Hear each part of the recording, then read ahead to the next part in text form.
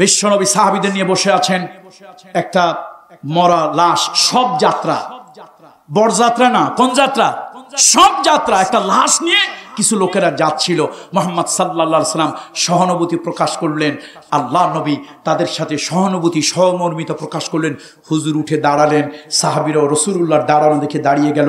একজন প্রশ্ন করল, হুজুর ও তো অমুসলিম, বিধর্মী। নবী বললেন, বিধর্মী এ কথাটা না, বলো সে কি একজন মানুষ না?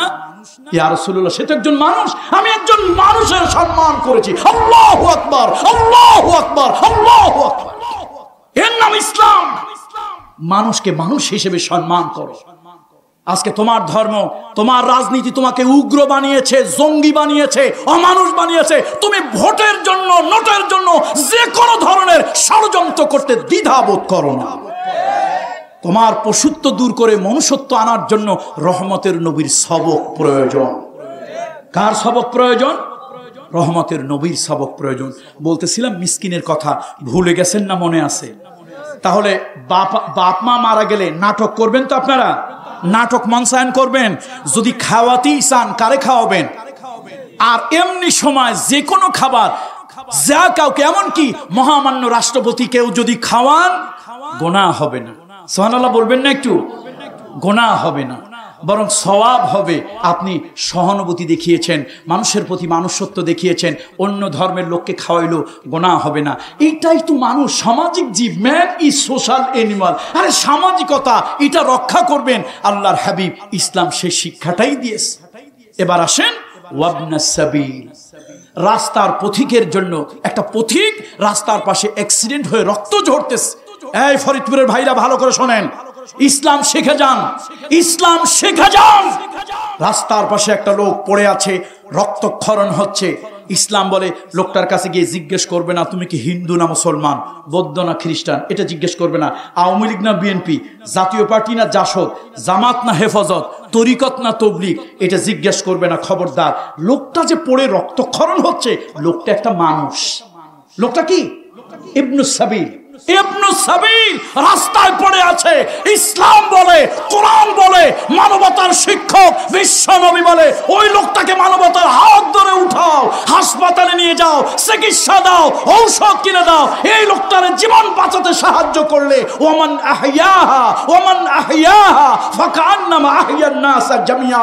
এই যে একটা রাস্তার পথিককে, একটা মানবতাগ্রস্ত লোককে, এই মানবতার জীবন যাপন করছিল, মৃত্যুর দিকে ধুকে ধুকে যাচ্ছিল, এই মানুষটাকে তুমি বাঁচিয়ে দিয়েছো। আল্লাহ কোরআনুল কারীমে বলেছেন, দুনিয়ার সব মানুষ বাঁচালে যে সওয়াব, ওইটা তোমার আমলনামায় লিখে দেওয়া হবে। ওমান আহইয়াহা ওমান আহইয়াহা ফাকান্নামা আহইয়ান নাস জামিয়া। তাহলে রাস্তায় কোনো লোক অসহায় পড়ে আছে, তার জন্য আপনি চাইলে কিছু চ্যারিটি ডোনেশন, মানবিক কিছু সাহায্য দিতে পারেন। যে ধর্মের, যে বর্ণের, যে গোষ্ঠীর হোক, অসুবিধা নাই। এই মানবিক গুণগুলো আমাদের মধ্যে আসা দরকার কি দরকার না? মানবিক গুণ হলেই তো আমরা মানুষ হব, না হলে তো আমরা পশু হয়ে যাব। আমরা তো পশু হতে চাই না, আমরা মানুষ হতে চাই। সৃষ্টির শ্রেষ্ঠ, ফেরেশতার থেকেও মূল্যবান, উৎকৃষ্ট আমরা মানুষ হতে চাই। যা হোক, আমি আসছিলাম 6 নম্বর পয়েন্টে। 6 নম্বর পয়েন্টে 4 জায়গায় ভালোবাসার মাল। জানের প্রতি মানুষের ভালোবাসা বেশি না মালের প্রতি? মালের জন্য কত মানুষের জান পর্যন্ত চলে যায়। আর আল্লাহ তাআলা এই জন্য আগে মাল চাইছে না জান চাইছে? মাল চেয়েছে, জান পরে। ওই যে বন্ধুকে আপনি বললেন, বন্ধু তোর জন্য জান দেব, বন্ধুর জন্য যদি জানটা দিয়ে দেন, বন্ধু এমনি বিপদে আছে, জানটা দিয়ে দিলে ও খুনের মামলার আসামি হইয়া আরো বিপদ বাড়বে। সুতরাং বন্ধু বান্ধব আপনজনের বিপদে জান দিয়েন না, পারলে কিছু মাল দিয়ে সাহায্য সহযোগিতা করবেন। এবার আল্লাহ তাআলা বলেন, ওয়াসাইলিনা ওয়া ফির রিকাব, যারা নাকি দাসত্বের শৃঙ্খলে আবদ্ধ হয়ে আছে, ওই মানুষগুলো বাঁচার জন্য আকুতি করে, সেই মানুষগুলোকে যদি তুমি বাঁচিয়ে দাও, দাসত্বের শৃঙ্খল থেকে যদি মুক্ত করে দাও, এটা অনেক সওয়াবের কাজ। আমার রহমতের নবী একদিন আসতেছিল উমাইয়ার বাড়ির সামনে দিয়া। উমাইয়ার বাড়ির সামনে দিয়া রহমতের নবী আসলো, দেখতে লাগলো বেলালের উপরে অত্যাচার হচ্ছে।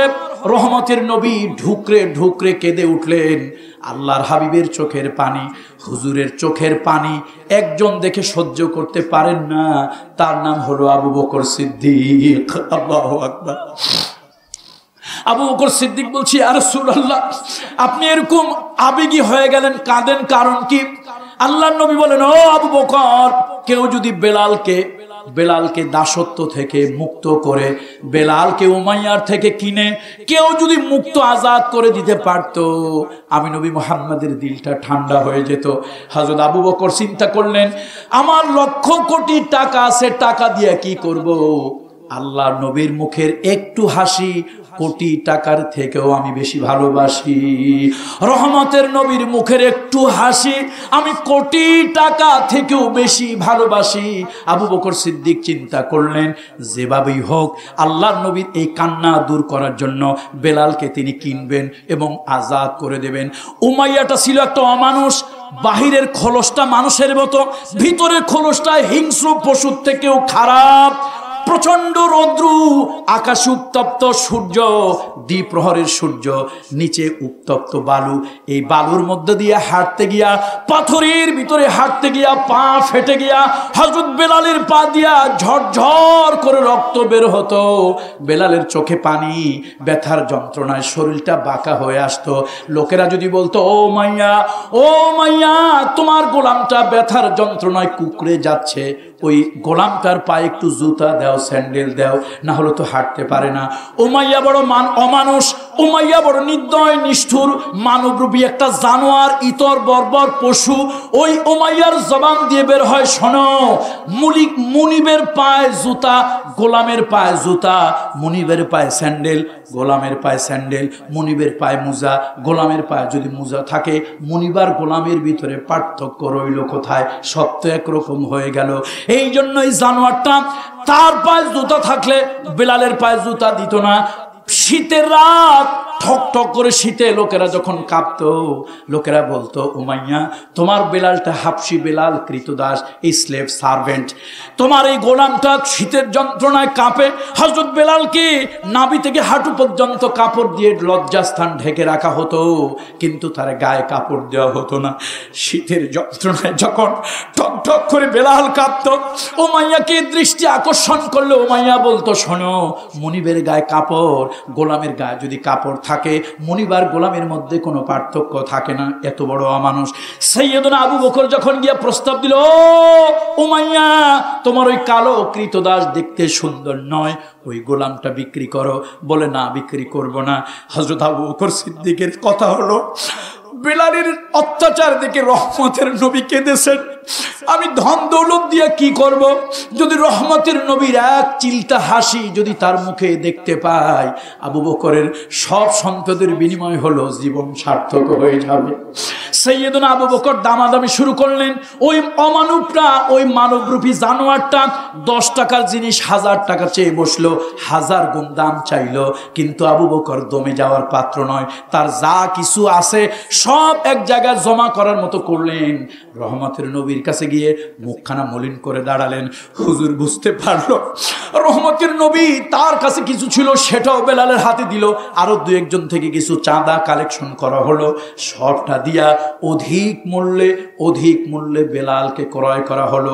নবীর সঙ্গে রক্তের সম্পর্ক নাই, নবীর সাথে বংশের সম্পর্ক নাই, নবীর সঙ্গে ভৌগোলিক সম্পর্ক নাই, শুধু ইমানের সম্পর্ক, তাওহীদের সম্পর্ক, কালেমার সম্পর্ক, মানবতা মনুষ্যত্বের সম্পর্ক।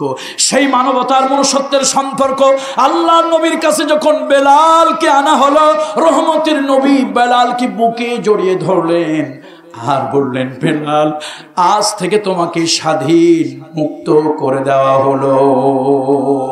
এইরকম কোন মানুষ মানবতার জীবন যাপন করছে, সেই মানুষগুলোকে যদি দাসত্বের শৃঙ্খল থেকে, মানবতার জীবন থেকে যদি মুক্ত করা যায়, ইসলাম উদ্বুদ্ধ করেছে, লাইসাল বিররা আন তুওয়াল্লু ওজুহাকুম কিবালাল মাশরিক ওয়াল মাগরিব, পূর্ব পশ্চিম দিকে সিজদা লাগাইলা 500 দানার তাসবিহ জপলা, এটাই ভালো কাজ নয়, এটাই ভালো মানুষের আলামত নয়। বরং ভালো কাজ কি কি আল্লাহ নিজেই বলে দিয়েছেন, একটা ভালো কাজ এখন বললাম, এরপরে সালাত কায়েম করা, এরপরে যাকাত আদায় করা ভালো কাজ।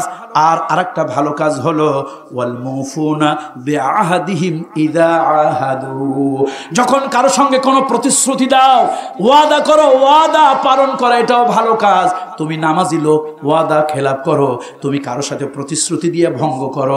খবরদার, কারো সাথে চুক্তি করেছো, সে লোকটা ইয়াহুদি হোক, খ্রিস্টান হোক, মুসলমান হোক, হিন্দু হোক, বৌদ্ধ হোক, এদেশি হোক, বিদেশি হোক, ইসলাম মানুষের সাথে চুক্তি কাটায় কাটায় অক্ষরে অক্ষরে পালন করার জন্য, ওয়াদাকে রক্ষা করার জন্য উদ্বুদ্ধ করেছে।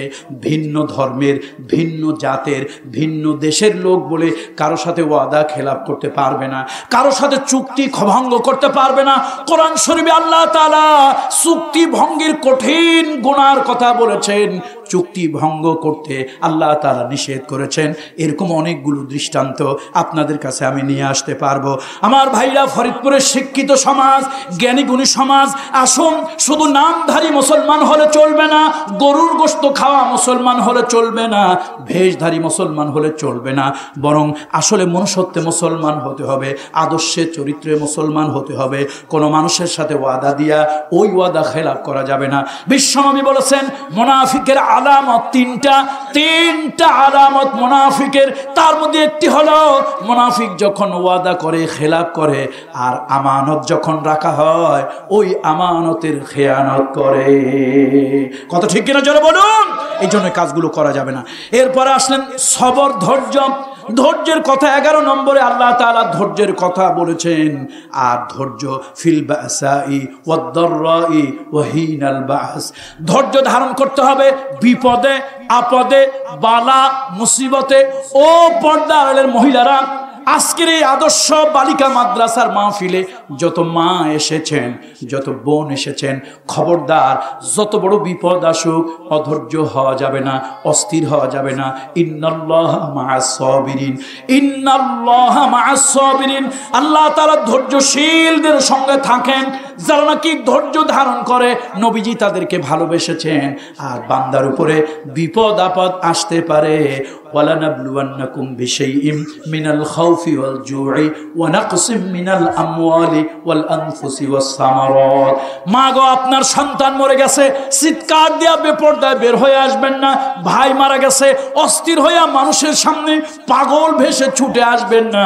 কোনো বিপদ আপদ হয়েছে, ধৈর্য ধারণ করুন, ধৈর্য ধারণ করুন। ধৈর্য আল্লাহ তাআলা পছন্দ করেন। হযরত ইয়াকুব আলাইহিস সালাম ধৈর্য দেখিয়েছেন, হযরত আইয়ুব আলাইহিস সালাম ধৈর্য দেখিয়েছেন।